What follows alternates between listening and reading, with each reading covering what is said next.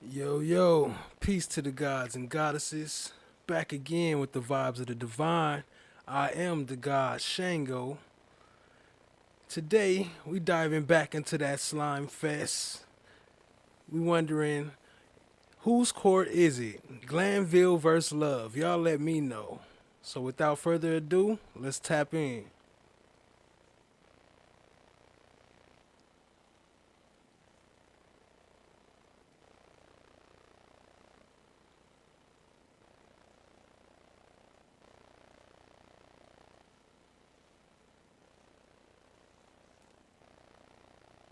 Number 10, let's go. I know that you were here early, and I know why you were here early. Okay. So, but focus. The focus is on why didn't we file this stuff months ago, and let's wind it out and air it out at that point in time. Okay. So I'm going to ask the state their issue on this. Are you cutting this out? Did you have discussions with Mr. Sharp, Madam? We did have discussions. When? Well, this morning. That's too late. The evidence is excluded. The evidence is excluded. I'm going to exclude because I told you that this was going to happen. We reached out to them. No. We're excluding that, and I'm going to exclude the PowerPoint that you all submitted. Well, you're not going to wholesale introduce it. We had no intention. Your Honor, all right. Let's just be real clear. We did not intend to introduce this PowerPoint today. I personally reached out via telephone. Said, let me just be real clear. But you all should not be identifying this stuff the moment of trial while the jury's sitting in a box. This is the last. I am not going to tolerate this any further. If you don't get together with your colleagues and flag issues and resolve them promptly, and if I have to take them up, remember, I can exclude them. We'll work the weekends, or we'll do a combination of both. So this time, I'm going to exclude those two sections. Your Honor, Mr. Atkins, he confronted this witness with those sections. I last week let them know that we were introducing that. If the exhibit's not ready and you haven't made no, well, Mr. Sharp's got objections to it. But Judge, Mr. Sharp can get in and have our evidence excluded every day that he makes an objection No. at midnight, and then comes in and says. Well, then you all should have gotten your stuff together before then. Some of our juries, please. Some of our juries. Have a seat, madam. Have a seat. You better exclude that, and next time, make sure you're prepared. Make sure you're prepared next time. I'm not going to do this anymore. I'm just not. We are starting right now. It's 1:20. So talk to them. He has said we don't agree. then file a motion and get it before me, and we'll take it up. Both of you all have equally responsibility to do that. Oh, it's going to be inadmissible right now.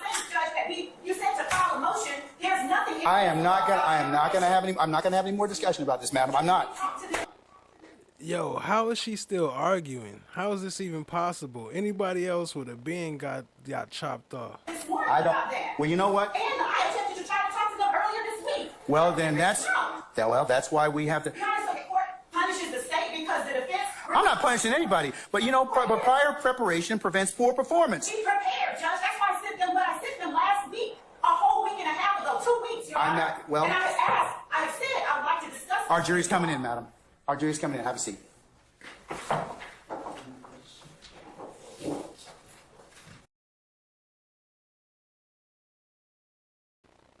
Yeah, she better have stopped right then, because that definitely could have caused a mistrial from her arguing with the judge while the jury is coming in. If she would have kept going, that could have caused a mistrial for sure.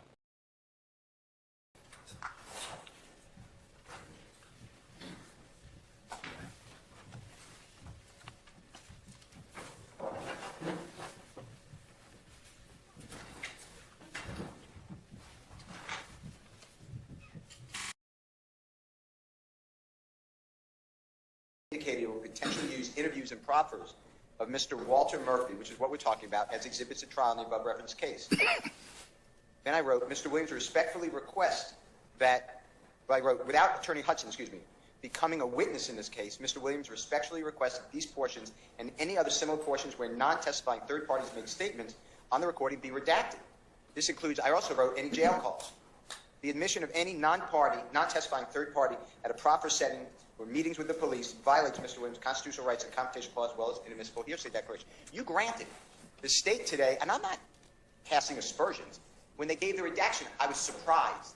Because all this that I have in there, except for the Brady and except for the Mr. Copeland shot the man, it's Mr. Hudson. You've already ruled it out. So for the state to say it, I'm not saying they're saying it wrong. Maybe they forgot you ruled. But those are all the issues. Mr. Hudson and Detective Dennis, I know you haven't seen it. I guess they're friendly. They get into a major discussion throughout this interview. That's what I flagged. So I wasted my time today to do what you already ordered because you want to have it in writing, and, you know, I'm trying. I understand it. And that's it. And that's all that there is. So for the state to say they got it today, or, you know, there's conflicts, it's not conflict. Mr. Sharp, Mr. Harvey had issues. I had these issues. I did rule upon that earlier, State. So, I mean, in terms of statements involving Mr. Hudson. So, Your Honor, I think the court should, I'd ask that the court respectfully look back, be carefully. Ms. Hilton was here that day. I was not, I believe. And, Your Honor, the court, Ms. Hilton took diligent notes about what was to be excluded. It's more recent. The resolution. First he was rocking with him, but now she's starting to get on his nerves. To what we disagree. Mr. Harvey had issues. I had these issues. I did rule upon that earlier, State. So, I mean, in terms of statements involving Mr. Hudson. So, Your Honor, I think the court should, I'd ask that the court respectfully look back, be carefully. Ms. Hilton was here that day. I was not, I believe. And, Your Honor, the court, Ms. Hilton took diligent notes about what was to be excluded. I believe that the resolution to what we disagree on would be sought in what the court said on the record. We took out the portions that the court ordered that we take out. Respectfully, Your Honor, I'm certain that there are areas where people can disagree, but I do know that we have been working very diligently to get those redactions done at her urging, as she was the one here listening to the court. So I'm not certain if there was a miscommunication, if one lawyer heard one thing and another heard something different. Perhaps the answer lies in the record itself. I couldn't take no more. I had to fast forward some of this. She just talk forever about a bunch of lies. Here, I've been told on the record, we don't want to talk to her. Literally, that's what was said on the record. We don't need to talk to her. And so, Your Honor, I'm begging the court not to hamstring the state and leave it in the... I'm not trying to hamstring you, madam, but I want you all to be prepared. It's ridiculous. We have been, and we literally told them last night, we are sending over this final round of redactions. But I do not. And then we get this whole list of things. I mean, it's disruptive. You know, we get it at 9:46 at night. And it's not fair to anybody, frankly. The defense, the state, the jurors, the court. It's not fair to anybody. Well, stop doing it then. I mean, that's the thing. Stop doing it. Anticipated a lot. How you gonna say it's not fair to anybody? It's some shit you doing. To anticipate, Your Honor, not. Madam, Yes, Your Honor. I'm kind of I'm tired, okay? I really am. I really am. Mr. Sharp. I'm gonna try not to belittle the point, but we at this point we have filed motions, and I have been filing motions the day before, and Your Honor has said certain things to me, and I accept that, and I'm not complaining to the court. But the things that I filed in those motions are legal arguments that I never thought I would have to make because I did not think the state would ever try to admit such evidence. Because we have all gone to law school, we all know what hearsay is, we all know what inadmissible evidence is, we all know what irrelevant evidence is, we all know that we wouldn't play recordings that talk about unrelated crimes, wholly unrelated crimes. Right. So why would you be getting mad at the defense for not fighting against some stuff that ain't even supposed to be in court in the first place? All know that we wouldn't play recordings where people say what other people said. So that's, respectfully, Your Honor, and maybe I haven't articulated, that's why I haven't filed these motions. But when I see the state put in their anticipated evidence coming forward through Investigator Dennis, a PowerPoint presentation that is just full of hearsay and full of incomplete, irrelevant, extraneous information, then I actually was put on notice at that time. I said, the state really thinks there's no rules to this, so I really need to start flagging everything. I was not trying to be disrespectful to the court by waiting to the last minute. I didn't think it was necessary to say, I want the state to follow the rules of evidence in the presentation of this case. I am now on notice, and I will be flagging everything I can think of and try to have a happy judge because you will be a forewarned judge. But I want you to understand that that's where I'm coming from. I understand. And so a lot of these things, I just didn't think we'd need to argue about. All right. Let me hear the statement. Do that really make sense, though? Think from about it. 11 to 13:56. They bringing in a bunch of bullshit that don't even matter. What's the point? And she just keep on lying for no reason. I Yeah, I guess the reason is the check, huh? What is this section you're playing me now? Because I wanted to hear 11 through 1356. And I heard it already, even though. What was it you were going to tell? Because I heard that. I heard it through 1607. Okay. That's what you told me. So the part that we were saying. Gotta fast forward. They got the little kid voices because she about to belittle them for the next 20, 30 minutes. Skip past if you find necessary, like I'm doing with her. All right. So, what does that have anything to do with this case? If that's at the very beginning, I don't mind that being out, but we can't. The problem with giving a generalized description of something that's being said is that we could end up having excluded important parts that we don't agree to and that are relevant and not inadmissible. So that's why we are asking the court not to rely on generalized description of a segment of a witness's interview. Do you have a transcript of this particular hearing? I mean, Yes, not we haven't had time to correct it, but we do have a transcript and we're looking at it and we can provide it to everybody in the court to make things easier. We're sending it out now. We have not had an opportunity to make sure that people said it anyway.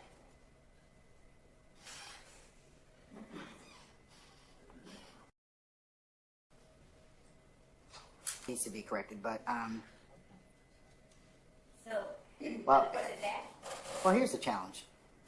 Challenge is that you need to, or it seems like you need to have a transcription of the tape so you can kind of figure out, well, what was said, so that you can get the exact time marks. So, an agreement. We agree with that. And you don't have that. That hasn't been sent out. We have it now. There were She ready. issues. She like, let's We ordered it go. months Challenge ago. accepted. We were frozen out. So, Can we take up some other witnesses or hear some other testimony while that is being done? well, it's already been done. Putting in the transcript. Yes, because the transcript. I mean, because it seems like to me, I'm not going to be able to kind of rule upon this until you all have the exact time,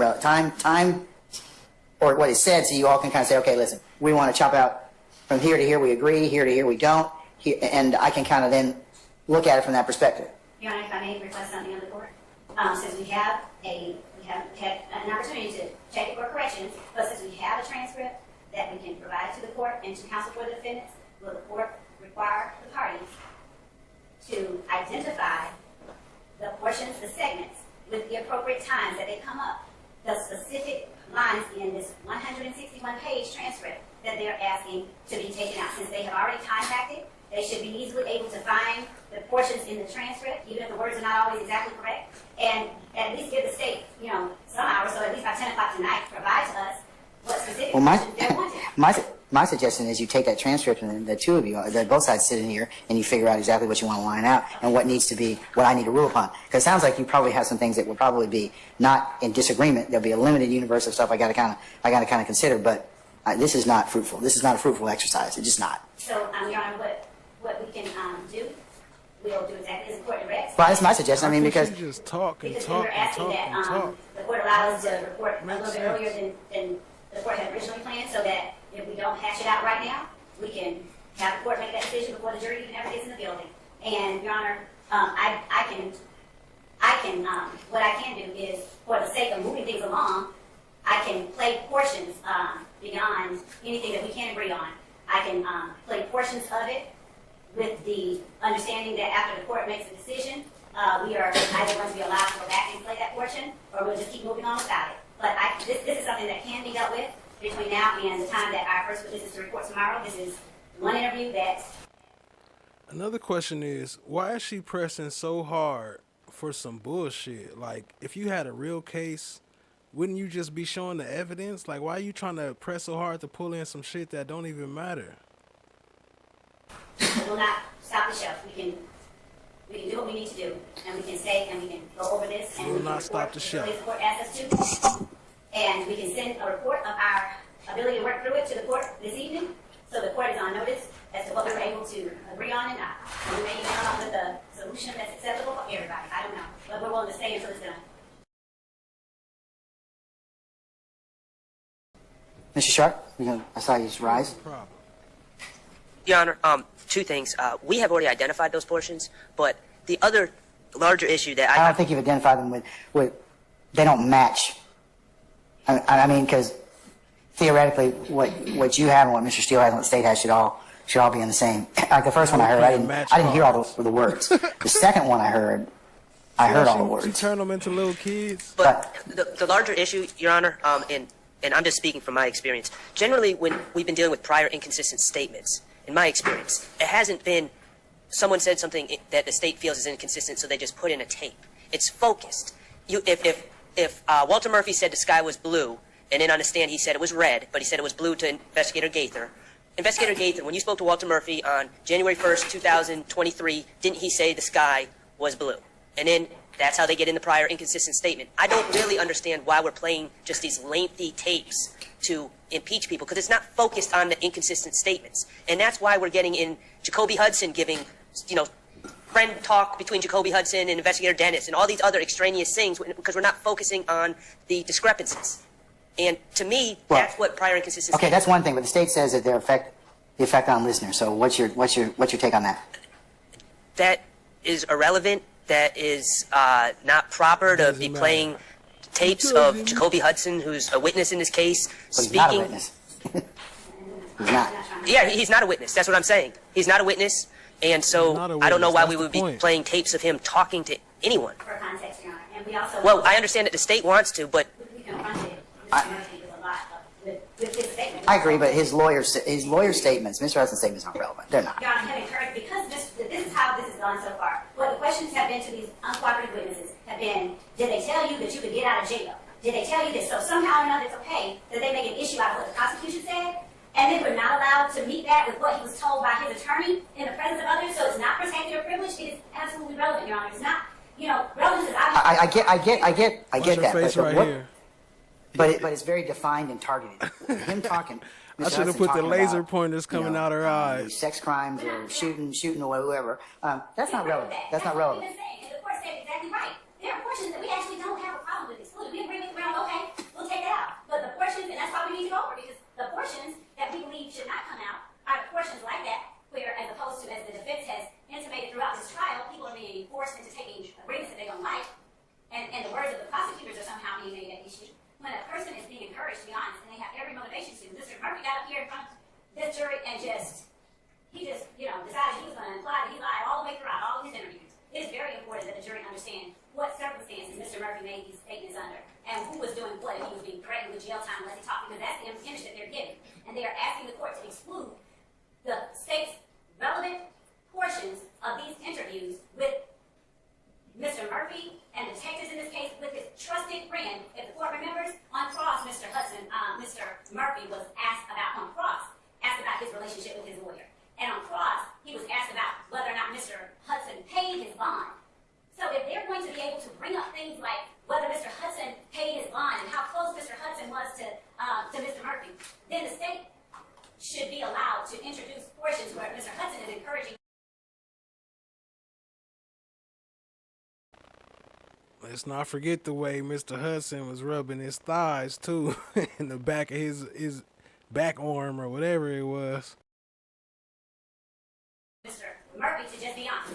And he is I don't have an issue with that specific, but these other conversations and then talking about other crimes, about improper statements about other people, but they need to be excised. They're not relevant. They're not relevant. We agreed to take out everything up to that point. That's what we're saying. This is not something that's, this isn't even the hard one. We agreed to take out everything up to that point.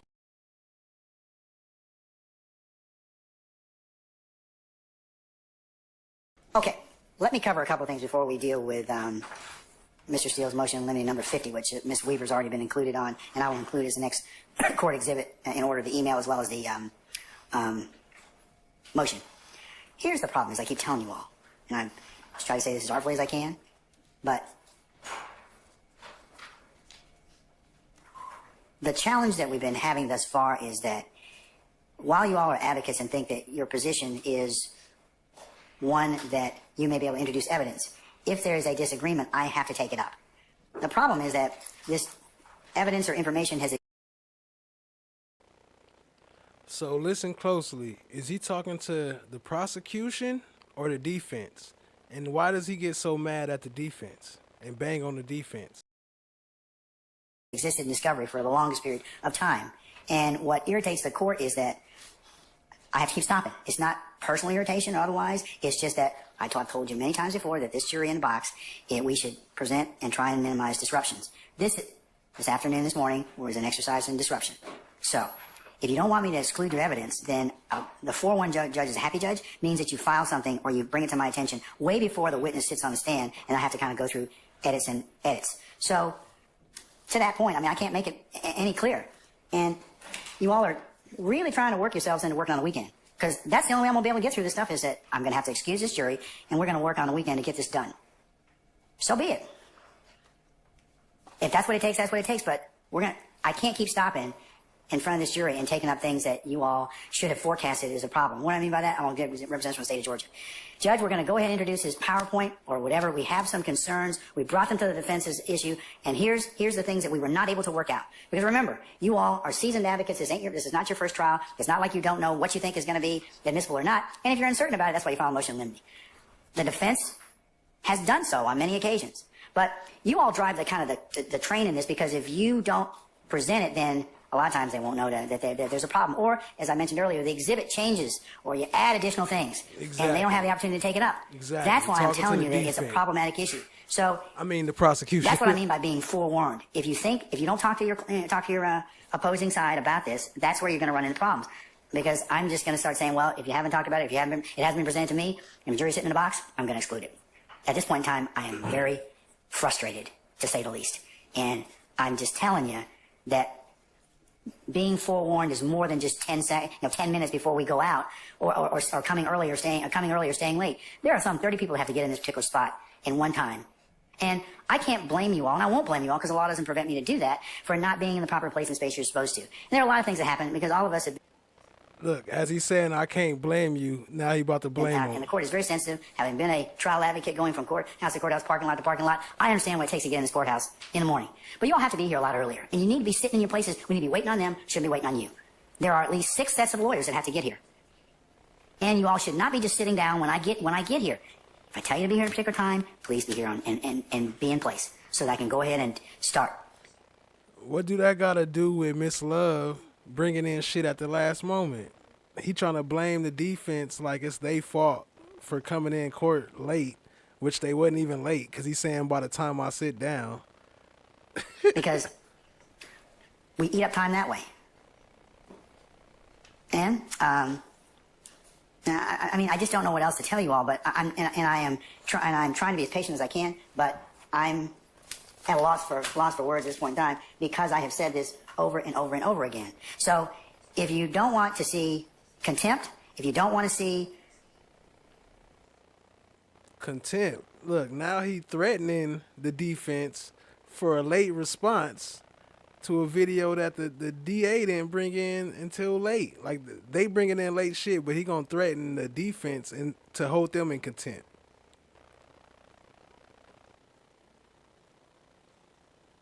What time is that? How you gonna hold the defense in contempt for a late response to something that wasn't even there on time? And, I mean, I just don't know what else to tell you all, but I'm trying to be as patient as I can, but I'm at a loss for words at this point in time, because I have said this over and over and over again. So if you don't want to see contempt, if you don't want to see us working on the weekends, then please change what you're doing. And Mr. Starr, the inquiry I made this morning is a valid inquiry. None of you would do this if you were in the United States District Court. None of you. My colleagues in federal court would probably jail most of you. And for those of you that have practiced in federal court, this is not the way it goes. From the state's perspective, as well as the defense perspective, everything's filed in advance. So why should you do anything less than in this courtroom? I don't see the same level of professionalism and attentiveness that you all need to do in terms of getting issues fleshed out. It's last minute. That's not fair to anybody. I got a rule on them. I really want to get it right for everyone. I'm the gatekeeper. I have no interest in case other than see it's fairly tried. But things have got to change. That's why I asked that to you, Mr. Sharp, this morning. It wasn't for any other reason. Because some of this stuff, I'm just at a loss for. You all are seasoned advocates. It should not make a difference whether or not somebody brought it up or who said what. If you know it's going to be an issue, flag it, present it, and let me deal with it, or let me carve out a day so I can go ahead and deal with it. I can't deal with this as a witness on the stand. That's not right. So that's why I asked you that this morning. So in the interest of trying to kind of get it right, please just modify your habits in terms of stop this last minute stuff.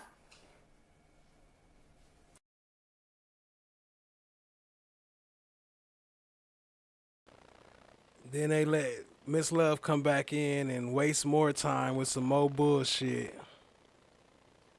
Is that is committing the violence, seeing a policeman pass by, grabbing the officer and saying, hey, go look over there in that alley. So a man is attacking a woman. Don't tell him I said it, but Johnny is over there beating his wife. Don't worry, but I'll skip you didn't hear it from past. me.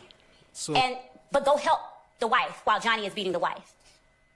The assertion that because the caller does not want to make her name known to the police or does not want to get herself in trouble flies in the face of the obvious fact that those facts make it apparent that this caller is not calling to establish any evidence for the purpose of a future prosecution. Her sole reason for calling is to get this person out of her neighbor's house. And this is not some secondary, third-party kind of situation.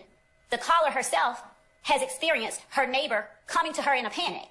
So we get past the confrontation clause quite quickly if we simply listen to the call and listen to the information being shared. A testimonial circumstance is akin to somebody sitting in an interview room giving testimony that they know will be used in a future prosecution.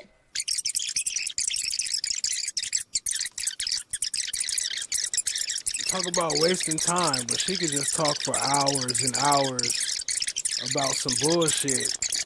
Just lying. Like, she get to lie for hours. What kind of shit is that? Talk about wasting time. How can you tell that it's not I mean, that who the unknown female is talking about? I assume that you're not bringing the unknown female or the neighbor in. Is that correct? So, Your Honor, that is correct, and that would go to the issue of hearsay that I'll address in a moment, apart from the confrontation issue. And I do want to point out, in Michigan versus Bryant, our highest court notes that an assessment of whether an emergency that threatens the police and public is ongoing cannot narrowly focus on whether the threat solely to the first victim has been neutralized, because the threat to the first responder and public may continue. So when the court is asking whether we're going to bring them in or not, I, with the court's permission, will speak to those matters. Well, I don't get to that until I determine whether or not it's a confrontation Yes, or Your a Honor. testimonial. But the issue is, she starts out by saying it's not an emergency. Okay, and I'm looking at this because I'm being asked to exclude comments that or statements related to this particular 911 call. Ordinarily, 911 calls have to be looked at on a case-by-case basis, and I think that Pitts and Spratlin and Grimes all kind of indicate that. So I got to look at that. But I also am looking at the fact that her statement is, I have no idea, baby. I promise you I can tell you all. I don't know. The only thing I know is she came running. She came to my house. She told me that the guy that shot someone named Young Thug or whoever that's supposed to be shot someone, and that guy is in her house. So we don't really have, I mean, there's no granularity. I agree with Mr. Steele about what is actually going on. I could parse out several hypotheticals of what she calls or claims may have happened. And it's unlike Pitts and the other cases where you've got somebody who's making that call. You're basically, it's already in a third party situation, because she's relating kind of what she thinks is going on. Now, so that's kind of what I have to kind of decide to begin with. Is the call primary purpose testimonial for the purposes of prosecution or gathering information for later? I can see how it could be either one, but I have to kind of take a look at the facts and circumstances to make a determination as to that. So, but unlike Pitts, y'all think it was a the stage victim call? is making those calls. Call? So, Judge. So in this case, you got a third think party this who was really set doesn't up kind of, for a future they don't have granularity of what she's talking prosecution? about. I mean, and so I have some problems with that to begin with. So I would like to separate out and point out that the content of the call, the fact that there is a matter that she is trying to get the police there to address. It sounds set up to me. It sounds like the same lady that called And that is in exactly and said what, it was even a woman. if she says it's like it's not an emergency. Don't make a big deal out of this. Come get this person out of my neighbor's house. Essentially, that's what she's saying. I don't want to call it. The reason she says, and it is apparent from the call, objectively listening to it, the reason she says it's not an emergency, even though her voice is panicked, is that I don't think her voice is panicked. She's kind of just talking. I mean, she's talking in low tones. I don't. Lying. At least from the court's perspective, I'll disagree with you. I don't think. Yes, Your Honor. I don't think it's an emergency. Your I mean, and she herself says it's not an emergency. She's, like I said, I got to look at the primary purpose for the call. Is the primary purpose for the 911 call? All right, so I'm gonna play it later, but those two voices sound the same. Am I the only one that think that? I ain't heard nobody talk about that. But the one that from that 911 call and the one that called in and said that it was a woman driving, don't that sound like the same voice? Y'all let me know. To provide information that may be used later, or is it for an emergency or some other reason?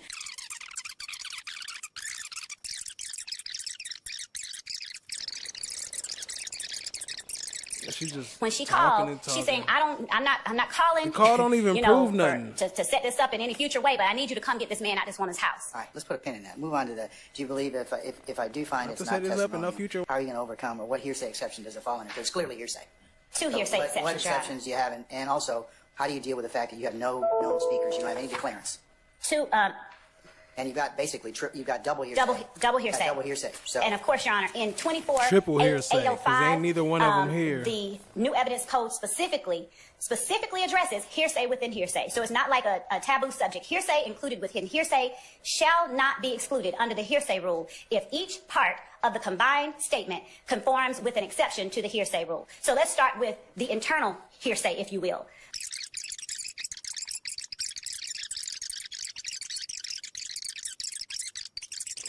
The hell she just say? Either way, ain't none of them here. It's triple hearsay.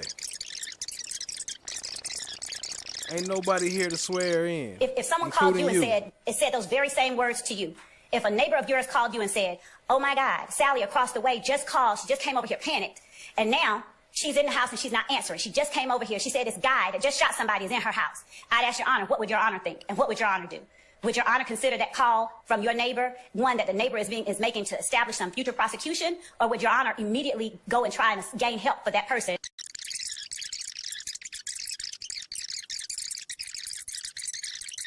And of course, the excited utterance exception doesn't require that a declarant express any particular emotion when making the statement. That was information that I shared with the court for the court's consideration when making the analysis, but it is not required. I have two declarants that aren't here though, right? Yes. So how am I supposed to work my way through through whether or not they'll fall within both exceptions to the hearsay? Well, as I stated, Your Honor, the first one is the caller herself describing her present sense impression, what she is perceiving. Okay, then you got this other unknown declarant who is perceiving this from the first declarant. Right, and what she's perceiving is she's panicked, and she doesn't know what to do. Okay, all right. I may have to hear a little bit more. All right, Mr. Steele, anything else? It's almost 11 o'clock. And Your Honor, if the court wishes that I provide anything in particular, I will do that. Yes, ma'am.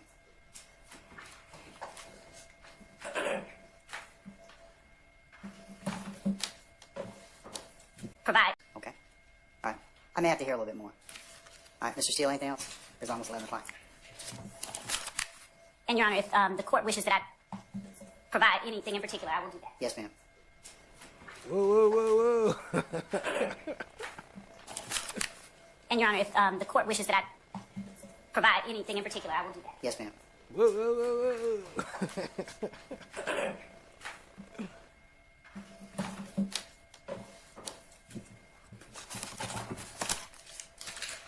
All right, Mr. Steele, address for me, the state is focusing on the issue that in the totality of the circumstances, it could be deemed as an emergency. So how would you respond to that? They pointed out these different statements, and also in the totality of what was going on at that point in time, why wouldn't this be an emergency situation?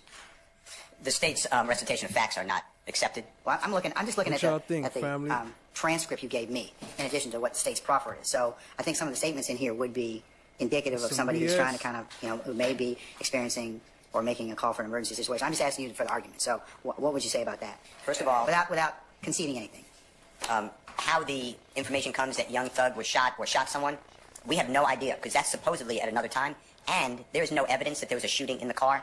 There's no evidence that there are 4 people in the car that the perpetrators are fleeing from the police. It is totally up in the air. You're going to see it, because it's about to come out this week before your honorable court.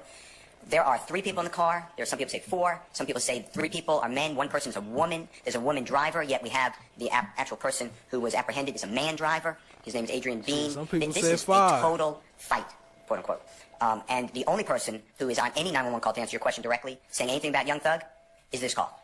And we don't even know where that information comes from and who is supposedly shot. And there's no one shot on Cleveland Avenue. This is not a shot call. The police come out to an suspicious vehicle in that same apartment complex, Somerville apartment complex. Then Adrian Bean is driving a car, and there's an unrelated armed robbery of a man named Mr. Dotson, who unfortunately passed away before our trial, unrelated to this case. The police see Mr. Murphy flee back to the vehicle that Adrian Bean's in. Police tell him to stop, and that vehicle then strikes the police car. That's the second issue. There's nothing about a shooting on Cleveland Avenue. There's nothing about Jeffrey Williams or Young Thug being shot or shooting. And that information has to come from some source. That source is not here. So to answer your question, is it an ongoing emergency? No. No one says it's an ongoing emergency except, well, no one says it because the caller says it's not an emergency. This is the only issue. It stands alone. Everything else is dealing with Adrian Bean, Walter Murphy. What about there are police out here everywhere? My friend, she's panicking. She don't know what to do. She got her mama and her baby in there. I just tried to call her cell number. She's not responding. So how could that, or why would you say that's not an emergency without dealing with this issue of the unknown female in the statements about? Because it ignores 3 factors. 1, call starts, as I heard you say twice. This is not an emergency. 2nd, the neighbor leaves the apartment to tell the caller, yet doesn't call the police herself, doesn't flee the apartment, goes back to the apartment presumably. I don't know where she really goes, but the caller says she won't answer the phone, but then on the same call, the caller says, that's them calling me. So the neighbor who's in this quote-unquote panic has access to her phone. This is all of the hysteria, and I'm talking low, all that is added for flavor by Ms.love. That's why we need the witnesses here to cross-examine.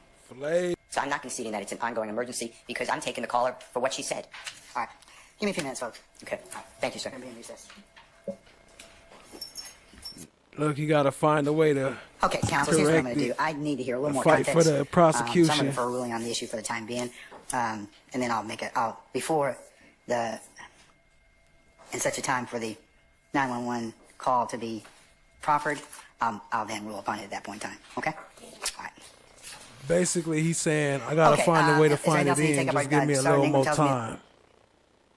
And I'll help y'all out, Miss Prosecutor, Miss Fannie Willis. 24-9-902 or by any other statute permitting certification. So I'm going to overrule your objection on that basis. Your Honor, may I perfect the record? Because I think there is a distinction. Say again? May I perfect the record? Because I believe there is a distinction. If I could just be heard. Well, tell me what the distinction is. Okay, in Thompson, from what I'm understanding, that was a loss prevention report. We are talking about police reports here. Okay, but it's the same report. It's the same report. Well, can I? It's a report, and it still can be a business record, but it has a different. It has a different issue as to what can be actually testified to in the report. Your Honor, if I just may, I think these words bring the difference to light. In Brown v. State, on page 36, they cite to the Court of Appeals opinion, the dissent, which they're agreeing with. They say, were we to conclude... The dissent? Not the majority opinion? You talk about the dissent? Well, the dissent, because the Court of Appeals found the other way in the Supreme Court. The dissent? You're not talking about the majority? You're talking about the dissent? And they say, were we to conclude that the police report narrative in this case were admissible, serious public policy implications would result. As noted in the dissent to the majority of the Court of Appeals in this case,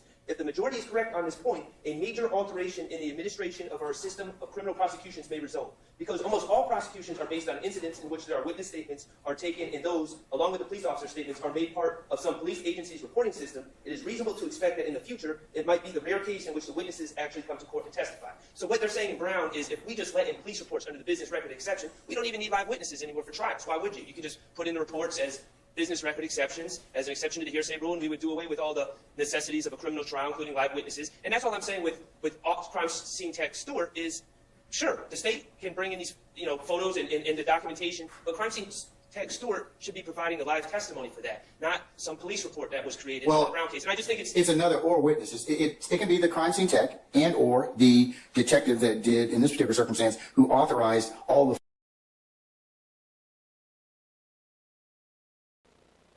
Yo, why is he even speaking? Why is he speaking for the prosecution? Shouldn't they be fighting their own defense? He over here arguing for them. They just bobbing their head like some bobbleheads. Watch, I'm gonna go back 10 seconds. Watch how Ms.love bob her photos to be taken. Police report that was created Well, in the Brown case, and I just think it's another or witness. It can be the crime scene tech and or the detective that did, in this particular circumstance, who authorized all the photos to be taken at his direction. right, but we're just admitting a document. He's going to testify to it, I assume. Is that correct? Yeah, so he's going to give live testimony about those particular entries into that report. So then I would say we don't need a document. I mean, And you would say it's probably cumulative, right? yes. Okay, I'm still going to overrule your objection. smiling Okay? and chuckling. Mr. Harvey, yes, sir. We ain't I gotta just want do to follow nothing. up He fight for on us. that, Judge. If you look at 8036, I know you made your ruling, but let's look at the rules. I know you've made your ruling, but let's look at the rules. 8036, after it enumerates the conditions under which a business record might be admitted, says as follows: public records and reports shall be admissible under paragraph 8 and shall not be admissible under this paragraph. I'm going to wait till you catch up and get to 8036. All right, hang tight. He said, I'm going to wait till you catch up. It shall not be admissible. But you still going to let this shit in, huh? Not yet, sir. Not yet. Hold on. All right, sir. I see 8036. Okay. And which section you invite my attention to? At the end of 8036, it says public records and reports Yes, sir. shall be admissible under paragraph 8 and shall not be admissible under this paragraph. Paragraph 8, capital Bravo,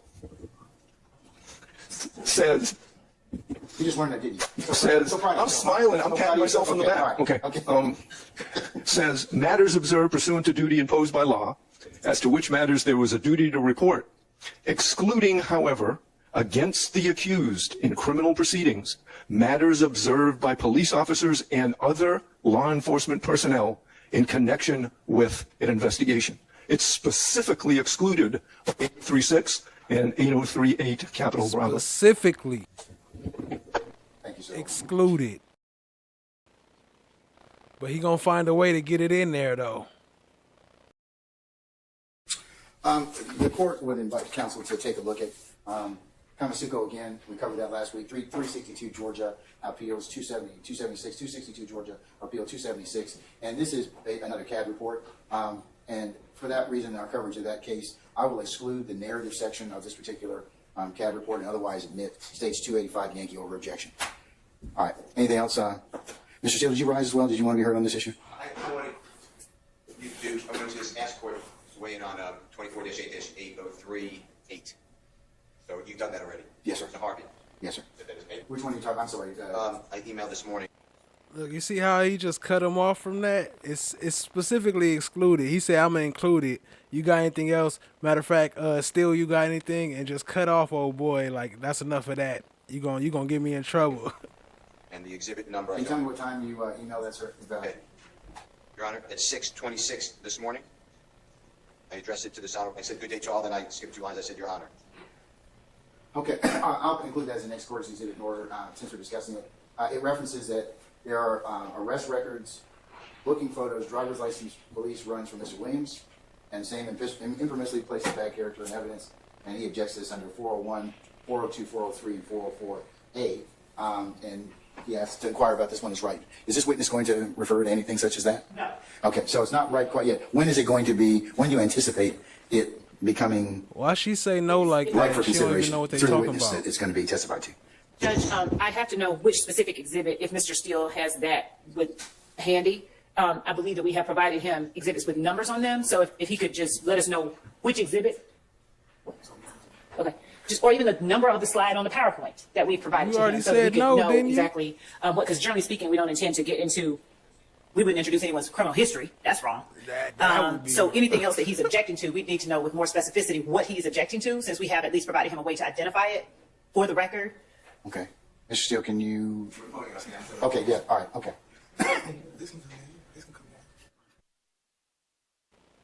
I'm incorrect. I'm sure the state will correct me. When we're talking about identification of exhibits and things of that nature, we are working off information that was shared by Ms. Hilton, I believe now it would be 2 weeks ago on a Friday, either one Friday ago or 2 Fridays ago. But to my knowledge, none of those exhibits, the state has previously identified things in a PowerPoint, and we acknowledge that. But I don't believe that any of the stuff that was shared by Ms. Hilton has made its way into a how quick PowerPoint she with popped specific up? exhibit numbers. So that's where the disconnect is, because identified Ms. Hilton, I believe now it would be 2 weeks ago on a Friday, either one Friday ago or 2 Fridays ago. But to my knowledge, none of those exhibits, the state has previously identified things in PowerPoint, and we acknowledge that. But I don't believe that any of the stuff that was shared by Ms. Hilton has made its way into a PowerPoint with specific exhibit numbers. So that's where the disconnect is, because I know what Mr. Steele's talking about, but it hasn't been put in a PowerPoint form. Oh, then that means it's not coming up.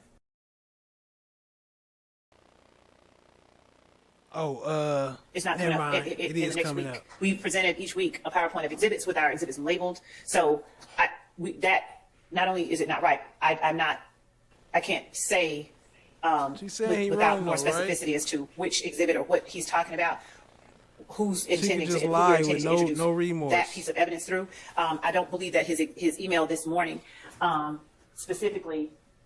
Okay, I see. Okay, I'm looking at now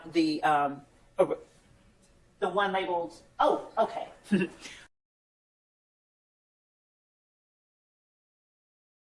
Hertz, rental car, and associated documents, that would have helped. So, Your Honor, we do intend to introduce records of Defendant Williams for multiple purposes. They are not coming up on Tuesday. They are likely introduced down here in the corner. Records of Defendant Williams for multiple purposes. They are not coming up on Tuesday. They are likely not coming up on Wednesday. And so we will at least be able to provide to defense and to the court a labeled set of exhibits as we encounter them or as we approach the witness that will be introducing those things. But for various legal reasons, we will be introducing documents pertaining to Defendant Williams. We won't be introducing any criminal histories or anything like that. And I believe that we can probably speak more cohesively on any objections to these as we provide them to the defense in a labeled exhibit form. Okay. So that we can address it for the record and not just sort of with the descriptions given in the email sent this morning at 6 o'clock. Can we do this the day prior or yes. At the conclusion of the day? If you just let me know so we can take a little bit of time to discuss that. If it's coming the next day, I can absolutely just do it earlier. If you just let me know that. Okay. Absolutely. All right. So, Mr. Steele, I'll just put a. We'll just stay this issue for the time being until the state raises that. Okay. Thank you, sir. Bye. Anybody else? Whose court is he? Counsel prior to that, Friday before 5. But what I have said is that. So this right here, opening statement. She been lying since day one, and look at him already rubbing his head. She been fighting for this bullshit since day one for her lies and getting away with it, and he just allowing all this shit, fighting for it.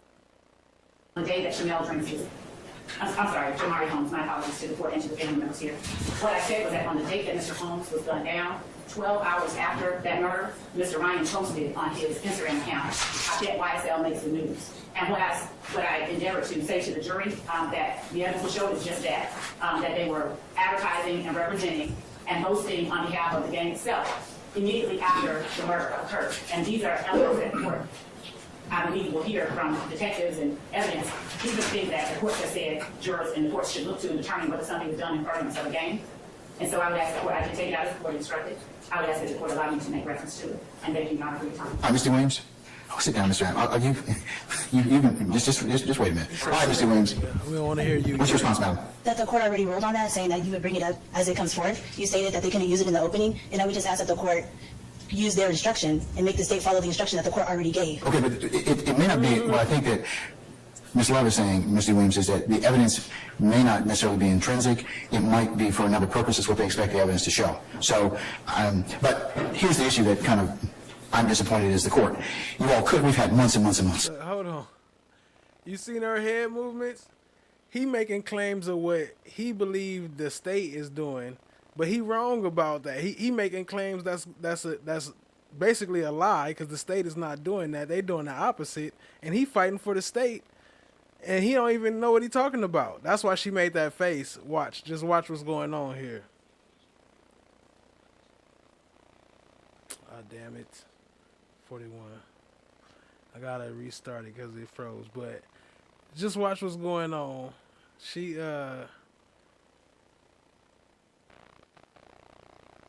pointed out some shit. He basically tried to lie for the offense and then got caught up in his lie just that quick and gonna get mad at her because he got caught up in her lie. And these are elements that the court I believe we'll hear from detectives and evidence. These are things that the court has said jurors and the courts should look to in determining whether something is done in furtherance of a game. And so I would ask the court, I can take it out as the court instructed. I would ask that the court allow me to make reference to it. And thank you, Your Honor, for your time. Mr. Williams? Oh, sit down, Mr. Adams. You can, just wait a minute. All right, Mr. Williams.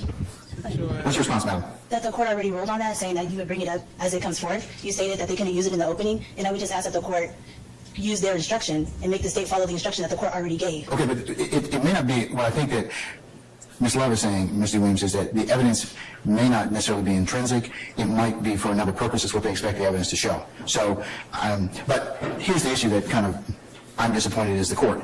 You all could. We've had months and months and months. We could have taken this up before. I could have made it very clear. He I don't need making to take it claims up for right on the the for eve the of our jury sitting in the prosecution. box. That's not even a fact. He making claims for their side, and he wrong. That's what I'm kind of more annoyed with than anything else. If you had clarity or wanted to see clarity on that, I'm more than happy to rule on it, but I needed to go ahead and have some ability to do so. So I don't think it's intrinsic. It may be for other purposes, and I'll let the state reference that if they have a good faith basis to, that if they believe that's what the evidence will show. Okay? They put it in their motion as Say it now, I'm sorry. They put it in their motion as intrinsic evidence, though. So they shouldn't have put it in their motion if they were going to. Yes, ma'am. I would probably agree with you, but did I have a rule on that issue? You said you would do it later as it came out. What? That's what I'm kind of more annoyed with than anything else. If you had clarity or wanted to see clarity on that, I'm more than happy to rule on it, but I needed to go ahead and have some ability to do so. So I don't think it's intrinsic. It may be for other purposes, and I'll let the state reference that if they have a good faith basis to, that if they believe that's what the evidence will show. Okay? They put it in their motion as. Say it now, I'm sorry. They put it in their motion as intrinsic evidence, though. So they shouldn't have put it in their motion if they were going to. Yes, ma'am. I would probably agree with you, but did I have a rule on that issue? You said that you would do it later as it came out. Well, here's the thing. Later is now. I got a jury in the box, so you could have asked me that now. I mean. Later is now. So why you getting mad at me for bringing it up now? Right? You yelling at me saying later is now, but now I'm bringing it up, but you mad at me. Damn, I don't know why this shit freeze every time I fucking pause it. All right, 42, 46. But yeah, why you mad at me? It ain't my fault. What the fuck? It's gonna show too later. It's gonna be proved that it's not her fault. It's Ms.love. Show. Okay. They put it in their motion as. Say it now, I'm sorry. They put it in their motion as intrinsic evidence, though. So they shouldn't have put it in their motion if they were going to. Yes, ma'am. I would probably agree with you, but did I have a rule on that issue? You said that you would do it later as it came out. Well, here's the thing. Later is now. I got a jury in the box, so you could have asked me that now. I mean, we had time this morning. I could have gone through that this morning and made clarity on it for both sides. But you have any other basis for the ruling? I mean, for my ruling, not any other argument? No, just I wish that the court would just follow their own instruction. Well, I'll follow my instructions when you all bring to my attention what you need to in a timely manner. Okay? And give me the full breadth of so I can rule upon it accordingly. That's what I'd like you all to do. Well, the argument. A jury in the box, so you could have asked me that now. I mean, we had time this morning. I could have gone through that this morning and made clarity on it for both sides. But you have any other basis for the ruling? I mean, for my ruling, not any other argument? No, just I wish that the court would just follow their own instruction. Well, I'll follow my instructions when you all bring to my attention what you need to in a timely manner. Okay? And give me the full breadth of so I can rule upon it accordingly. That's what I'd like you all to do. Well, they also have slide 45. They have my client's name on there as gunning down a 23-year-old, Shymel Drinks, and my client has nothing to do with that. What about that? Ms.love says she is going to remedy that and exclude it. Thank you, Your Honor. Okay. She's going to remedy now, Mr. that. App, what is it you want to tell me? I'm so sorry, Your Honor. But thank you for allowing me to speak. I do have an objection, Judge. So, what's your objection specifically, sir? Attempted to email us during the break the PowerPoint slides that she is using in opening. I could not open the attachment. I brought that to the attention of her co-counsels and staff, and Mr. Matthews was able to open it, and I looked over his shoulder and was able to see some of it. There are at least a dozen more slides that were never turned over to us, even though the court instructed us to share with the state and for the state to share with us prior to opening any exhibits for opening argument. What? And so, I mean, these are all new to us, and I would just ask that the ones that she did not share, she shared 4, but the ones that she did not share be excluded. I'm objecting because the court ordered for us to share these. She did not. How can she just do whatever the hell she want to do with no remorse? I don't understand it. Jury, and that she did not disclose be excluded from her opening argument. She could do whatever she want with no repercussion. Like fuck the Yes, law. ma'am. Now I'm going to the next person. Thank you. Yes. Your Honor, I did not send only 4 slides or attachments. I sent to counsel for the defendants the photographs, the evidence that I intended to put into the opening PowerPoint. As far as the state's theory of the case and vision of the case and the words that I wrote, those are things that were being developed, ongoing, and I did not understand the court's directive to me that we needed to turn over the words we would be speaking. As far as these photographs go, Judge, I said to them, if they can Actually, I sent them to them. So there are some I have Slimy. only about- You see how she just changed the argument? That's not even what we talking about. Now, what's your They response? talk about let her finish. So Talking about some bullshit. Christian Ebinger, I sent to them. And other than the slides involving Christian Ebinger, there is a slide of the vehicle that Donovan Thomas drove on the day he was gunned down. It's the back of the vehicle with the placards of showing the bullet defects. Yo, they are not talking about pictures. Why is she sitting here talking about pictures? They talking about the words on her slideshow. Like, for example, how it say Brian Steele on the bottom. Crazy. And he just let her just rock with That it. will be shown. There's no one that has made any objection to that evidence being introduced at trial. Nothing that I have put in the PowerPoint includes anything that has been objected to as being admissible at trial. And I believe that, I'm not certain if this app thinks that we only served 4. I don't know if you had trouble opening it up, but we served, I think, all of them. If not the great majority of them, because I don't have that many. I don't even have 20 Not the photographs great in this majority PowerPoint. of them. So everything that I can show the court. Yo, is there a difference between all and if not the great majority? What's the difference between all and if not the great majority? Let me know in the chat. I'll share it if I did not with the court as well. But these photographs, I have a picture of Donovan Thomas in life. I have a picture of the barbershop where he was gunned down. I have a picture of the back of Donovan Thomas's Tahoe. I have a picture of Donovan Thomas's headshot. At the time of the autopsy, no cutting, no nothing, just his face with the number. I have a picture of, as I stated earlier, Your Honor, the truck with the defects noted. And then I have pictures of Christian Ebinger, all of which were provided, and that's the extent of it. The majority of the slides have my words, here's my work product on them. All right, Mr. App, before I go ahead and respond. Why is she talking about pictures? And she just get to keep talking until you forget Your Honor, what the fuck she talking no about. one's suggesting that she had to turn over the text of her opening argument, but if she's going to show a PowerPoint to the jury, that is what the court instructed us to share. We're visual exhibits, and that's what she's doing. She's placing it up on a screen for the jury to see. And whether that's her own words as part of her opening as a PowerPoint, or it's just demonstrative, she could have shared it, and she didn't. And she did it, and she's suggesting now to the court as a work in progress that she hasn't worked on her opening statement until this past weekend. I don't believe that. I think if that's the case, then she's just lying to the court. But if that's not, if it's not the case, and she didn't mean to mislead the court just now, then she could have and should have shared those PowerPoints. As to the photographs, those also could have been shared with prior opening.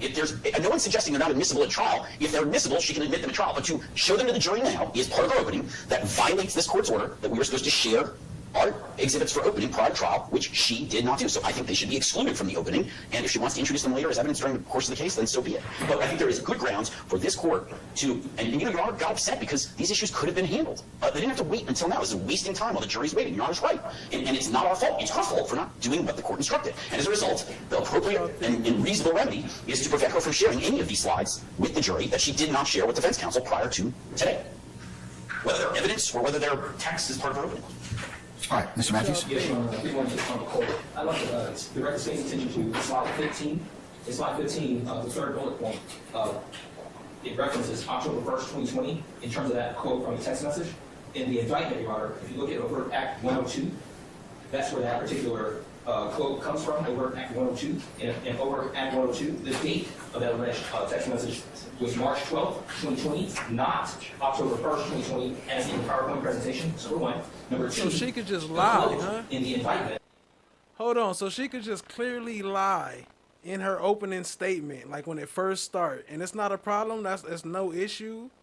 Like, all right. Is different from the quote in the PowerPoint. So that's two errors in slide 15 pertaining to our claim dispute. And then we go to slide 16. Slide 16 is an overt act that is alleged in the indictment as Overt Act 123. In the state's opening presentation, the date they have is October 1, 2020, but in the indictment, that particular overt act is November 16, 2020. So that's a third error in the state's opening slide presentation. So those need to be corrected to mirror the indictment so that it's not misleading the jury and in fact giving wrong information to the jury judge. So I would ask the state correct that, remove it, or correct it. All right, anybody else? Yes, Mr. Sharp. The worst part is that That's been going on the whole case. The worst part is that she been lying the whole freaking time. Like, how can you just sit in court and just lie as a prosecution without swearing in and have no repercussions? It don't make sense. And send niggas to jail for the rest of their life, though. Crazy.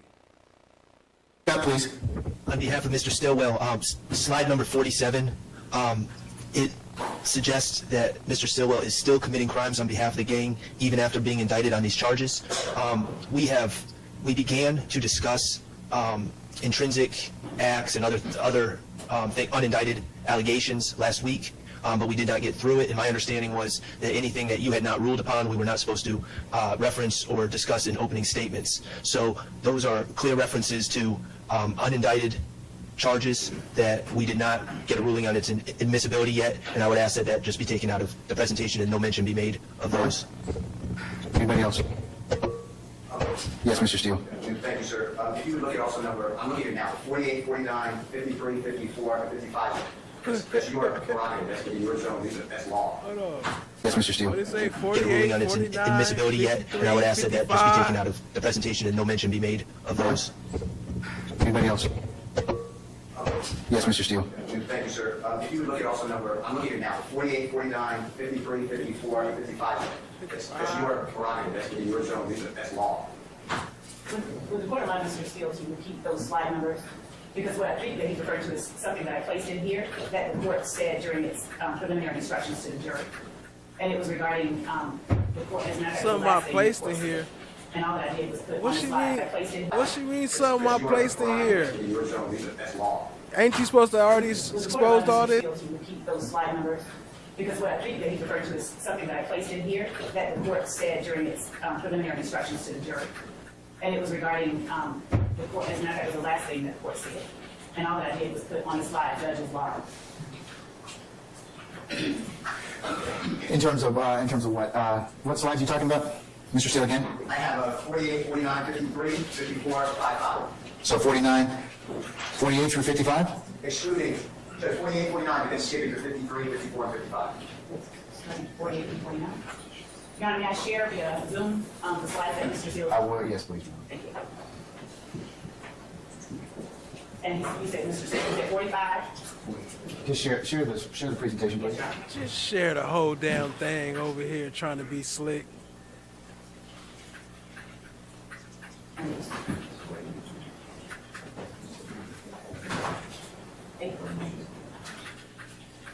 Okay, so Your Honor, I'm showing on the screen slide 48, which is the last thing that the court. Take notes? Yes, Your Honor. All right. And 49? That was directly from what the court just said. All right. 50? 50. It's not 50, sir. 53. 53. Okay, let's get down to 53. And 53 is what I expect the evidence is going to show. So I'm going to, in speaking to the jurors regarding the witnesses and the instructions that the court has given them, I'm going to say to them, some of them, as I've already alluded to, some of them may not be wanting to speak. Some of them, you're going to see evidence that some of them are afraid, some of them are embarrassed, some of them are intimidated, some of them don't remember, some of them don't want to remember. That's simply what the evidence will show. Okay, she right, because that is what the evidence will show. But what she forgot to mention is they more scared of the prosecution. They ain't scared of Young Thug and YSL. They scared of her ass and the fucking district attorney. Motherfucking Fannie Willis. And Your Honor, what I'm asking that the jury does in listening to and considering the testimony of any such witnesses is, as the court has already instructed, which is just to use your common sense because you will decide who you believe. We're asking you to listen carefully, take notes, and get notes. So there's nothing in that slide 53 that is in any way infringing on or entering into a lane that does not belong to the state. We are entitled and allowed to show and to state to the jury what the evidence will show. The way that I have decided to represent it in writing makes it no less so. Yeah, but it borders on argument at this point in time. So I can change it because I do expect that the evidence will show that some of the witnesses are afraid, some of the witnesses are there. So I can take out. Well, that's different. You might want to just redo it. Any further objections, folks? Yes, Your Honor. I went over to the state's table. Carson Matthews got this year. I went over to the state's table and brought to their attention an error in slide 42, and I think it's incorrect. All right. Is that correct, State? Here's what I'm going to do. Folks, this is exactly what I told you. I want you to, and let me go ahead and just say this, Ms.love, I told you to give them your proper presentation.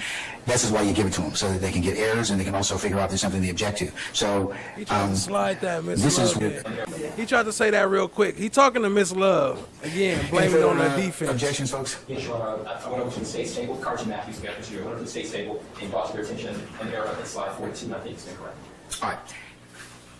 Is that correct, State? Here's what I'm going to do. Folks, this is exactly what I told you. I want you to, and let me go ahead and just say this, Ms.love, I told you to give them your proper presentation. This is why you give it to them, so that they can get errors and they can also figure out if there's something they object to. So, this is what's caused this delay. Because at this point, like I told you, there's no secrets in the trial of this case. You all have gone through quite a long process. But this just highlights the concerns the court had in terms of just breaking up the presentation for our jurors. So what I'm going to do, ladies and gentlemen, I'm going to go ahead and call our jurors out. I'm going to go ahead and release them for lunch. I'm going to tell them they're going to be at lunch until 1:30. During the lunch hour, Ms.love, I want you to play the slides that you have. That otherwise have not been shown. You need to show them to the defense counsel and make sure they're correct. In the absence of them being corrected, I'm going to exclude your presentation. They have the presentation. But it needs to be correct. I don't want. If I get another objection about an error, I'm going to exclude it for the purposes of the opening statement because you didn't follow my instructions. This is why I told her. I told everyone. Since the opening, she been pulling this shit.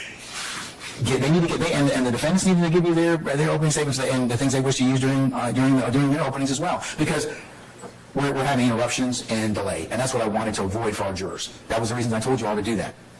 So. As far as any typographical errors. I'm not worried about that. I'm not worried about that. But I'm not worried about that. But the errors that Mr. some bullshit. Like, why she always trying to change the subject? Like, that's not what we're talking about. We're talking about you delaying the case right now. Matthews and Mr. Sharp have made in the opening. Error and Ms. D. Williams need to be corrected. Okay. Yes, Your Honor. I will, of course, be corrected. But everyone else needs to see it so they can be comfortable and make sure that you represented something that what you expect the evidence to show to be correct. Okay. Thank you, Judge. We'll do it. And Your Honor, I also wanted to point out to the court that even if I just spoke, the court has already instructed the jury and will continue to instruct them that nothing I say is evidence, and if I misspeak or miswrite, but that's not the point. I'm going to tell them that. But and I told them that already. But that's not the point. The point is so that we can have a smooth and orderly presentation of evidence. Okay. So, all right. So, Nina, can we go ahead and call for our jurors, please? I will state in my place that she always trying to change the subject. When there was the objection from Mr. Steele, I didn't have a clue what it was about because I didn't mention his name and didn't intend to mention his name. As I looked at the screen, I saw that part of his name was on the screen for the most part. I mentioned that. And then lying. How do you not know his name on the screen? She said I had no intentions of mentioning his name or putting his name on there, but the nigga name is on there. She think just because she didn't put the last two letters, the LE, that it don't matter? Yeah. That we were not just lying. As it came in this case, and if the evidence got to that point, then I would deal with it accordingly. Yes, Your Honor. So, and Your Honor, as to Mr. Steele's motion, as I'm pulling this up, the state would vehemently object to a mistrial and ask for a curative instruction and a reminder to the court, to the jury, that nothing that the lawyers say is evidence in this case. This is not at all the type of thing that rises to the level of mandating a mistrial. Certainly not. It just isn't. It just doesn't. Hold on. All right. Watch old boy in the corner too. A curative instruction and a reminder to the court, to the jury, that nothing that the lawyers say is evidence in this case. This is not at all the type of really thing bitch. that rises to the level of mandating a mistrial. Certainly not. It just isn't. I have the. It just isn't. All right. The slide. Look, now court has framework one for purposes of elimination from this trial. That rises to the level of mandating a mistrial. Certainly not. It just isn't. I have the. All right. the slide. Pull up, now I have it now. I'm about to share. court one for purposes of the motion, for Mr. Al.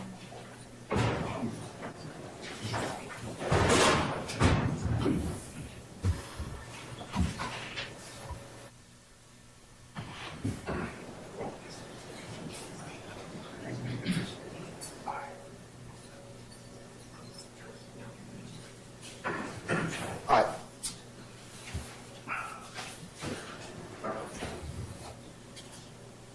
Yeah, on slide 11 of 65. His name I is see clearly where you there had, at the bottom. At the bottom. Clearly represented by there. Brian Steele. So, She act like she didn't know.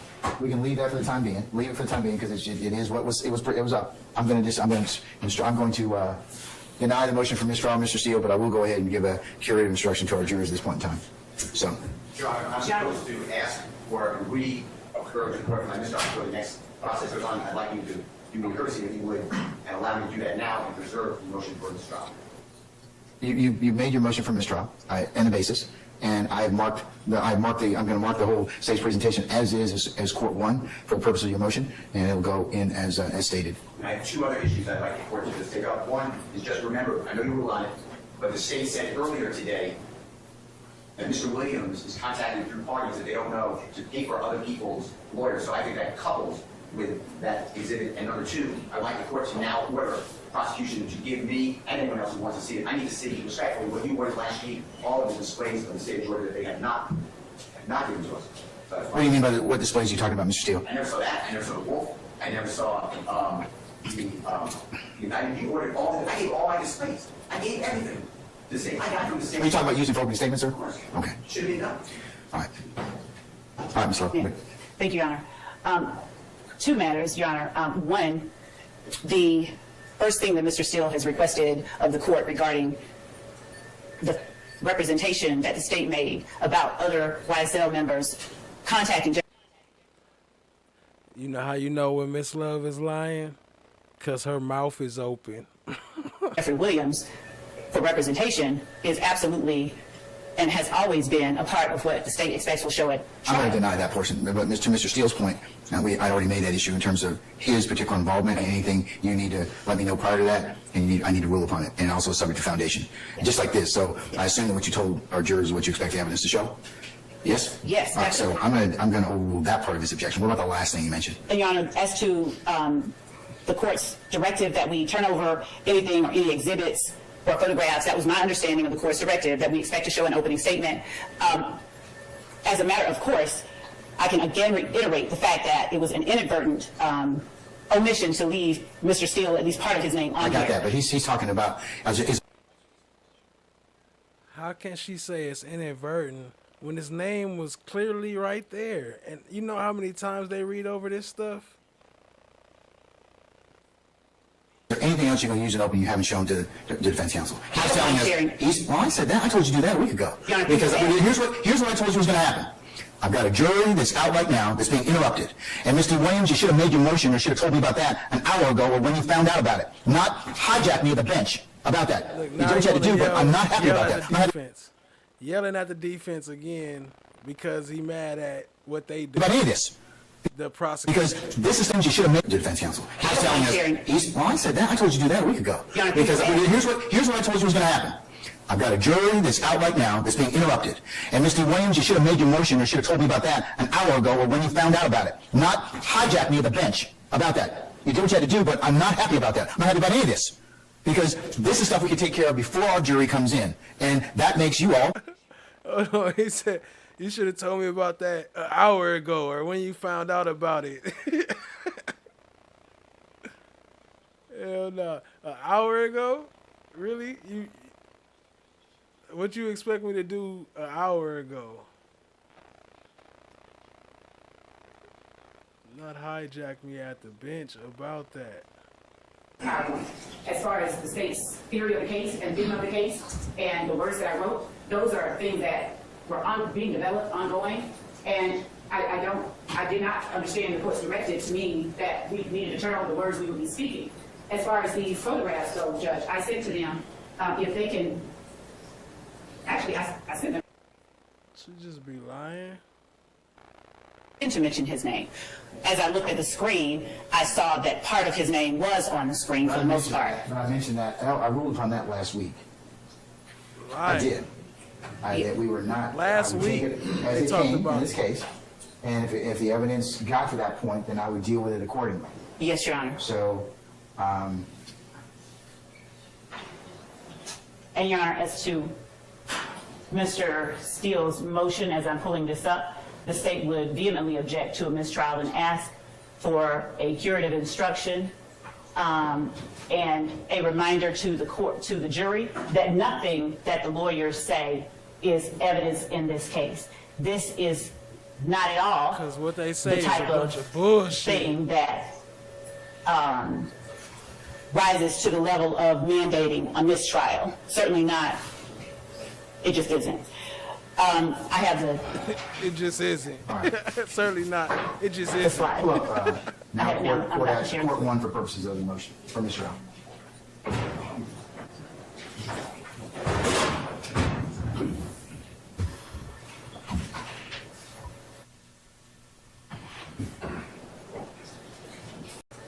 The representation that the state made about other YSL members contacting Jeffrey Williams for representation is absolutely and has always been a part of what the state expects will show it. I'm going to deny that portion, but to Mr. Steele's point, I already made that issue in terms of his particular involvement, and anything you need to let me know prior to that, and I need to rule upon it, and also subject to foundation, just like this. So I assume that what you told our jurors is what you expect the evidence to show. Yes? Yes, absolutely. So I'm going to overrule that part of his objection. What about the last thing you mentioned? And Your Honor, as to the court's directive that we turn over anything or any exhibits or photographs, that was my understanding of the court's directive, that we expect to show an opening statement. As a matter of course, I can again reiterate the fact that it was an inadvertent omission to leave Mr. Steele at least part of his name on I got there. that, but he's talking about, is there anything else you're going to use in opening you haven't shown to defense counsel? He's telling us, well, I said that. I told you to do that a week ago. Because here's what I told you was going to happen. I've got a jury that's out right now that's being interrupted. And Mr. Williams, you should have made your motion or should have told me about that an hour ago or when you found out about it. Not hijack me at the bench about that. You did what you had to do, but I'm not happy about that. I'm not happy about any of this. Because this is stuff we can take care of before our jury comes in. And that makes you all, lessen your ability as advocates and lessen our ability for this jury to go ahead and get this case in and say, this is what I told you all was going to happen. So, have you given them everything you're going to show them during opening statement? Your Honor, I haven't given them all of the word slides. I did give to them what Mr. Williams objected to. I'd given that to them previously. I will give them or share with them the things that have been added as of this evening. And can you do that over the next 5 minutes? I sure can. Can you find out if our jurors are ready? Are they ready? Are they still using the restroom? Things that have been added as of this evening. How do you do that? How do you add shit this evening that we're supposed to have weeks ago? You can take a comfort break, and I'll come back at 10 of 12. And like I said, whatever we don't finish before 12:15, we'll pick up after lunch. Okay? Thank you, Your Honor. Who's talking? Yes, Mr. Short. On behalf of Mr. Stillwell, we've been operating pretrial with the Harvey rule. I want to make sure that the record is clear that we join Mr. Steele in his motion for mistrial. And if Your Honor, I'll apply the Harvey rule unless you tell me otherwise. Whatever lawyers tell me, I double at a minimum. Mr. Brown told me 20 minutes for a certain witness, and we took 2 hours. Mr. Brown is prosecution, right? My confidence is low on attorney estimation time. All right. However I say that. Okay. Today or at the very earliest tomorrow before we begin court, if the court will allow us at that moment, I can have a one-word answer, for the court. But I just want to make certain with respect to the case law that we are clear on it, because I am where the court is now regarding not having a case on point, and I just wanted to be as thorough as we could because I am concerned as well, and if it is as we suspect it is, we will have no objection. But I just wanted the opportunity to make certain of that. Y'all have had a few days already. It's not the first time I've brought this up, so that's why I'm asking about it today, because I gave everybody the opportunity to take a look at it. So you can have till tomorrow morning, but I want to take it up first thing. So at 1 o'clock. Okay. Mr. Steele, anybody else you find anything? I could give you the case, but all the case of what I told you, we're not waiving any issue, and that's always what comes up in the telecase. So I'm being upfront with the court. I'm not waiving it. We believe that she needs to be removed. You don't remove her, we understand. We're not waiving nothing. I don't want catch the court blindsided on it. It'll be raised on appeal, Governor. It will be a mistrial. Anybody else? Well, family, thank you for tapping in to this week's Slime Fest. Young Thug, YSL versus Fanny. I believe that's my personal opinion, but anyway, versus Ms.love versus the whole Department of Justice versus everybody. But let me know what y'all think, family. Let me know in the comments. You know what I'm saying? And I'll holla at you next time. Stay blessed, family. Yeah, yeah.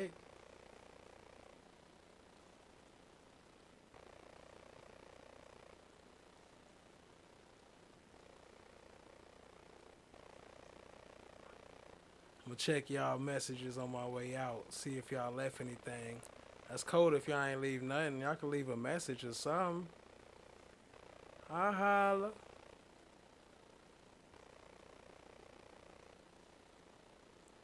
At least hit the like button or something. You still here? Shit. Hit the like. Comment. Subscribe. Some shit. I gotta look at you. Some shit. Do something, nigga. Some.